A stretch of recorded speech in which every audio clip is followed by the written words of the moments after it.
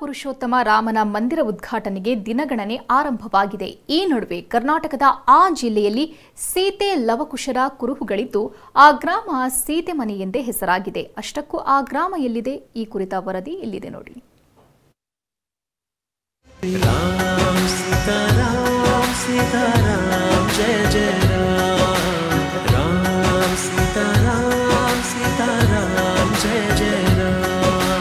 ಸೀತಾ ಮಂದಿರದಲ್ಲಿ 2 ಸೀತಾಮಾತೆಯ ವಿಗ್ರಹಕ್ಕೆ ಪೂಜೆ, ಹೊರಗಡೆ ಲವಕುಶ ಸ್ನಾನದ ಹೊಂಡಗಳು, ವಾಲ್ಮೀಕಿ ಮಹರ್ಷಿ ಕುಟೀರ, ಪಕ್ಕದಲ್ಲಿ ಸೀತಾಮಾತೆ ಪ್ರಸೂತಿ ಗೃಹ ಇದೆಲ್ಲ ಕಂಡು ಬಂದಿದ್ದು ಬಾಗಲಕೋಟೆ ತಾಲೂಕಿನ ಸೀತಿಮನೆ ಗ್ರಾಮದಲ್ಲಿ. ದೇಶದಲ್ಲಿ ಸೀತಾಮಾತೆ ಒಬ್ಬಳೇ ಇರುವ ಏಕಮಾತ್ರ ದೇವಸ್ಥಾನ ಅಂತ ಇದು ಹೆಸರಾಗಿದೆ. ಸೀತೆ ಕೃಷ್ಣಾ ನದಿ ತೀರದ ಈ ಜಾಗದಲ್ಲಿ ವಾಲ್ಮೀಕಿ ಮಹರ್ಷಿ ಆಶ್ರಯದಲ್ಲಿ ನೆಲೆಸಿದ್ಲು.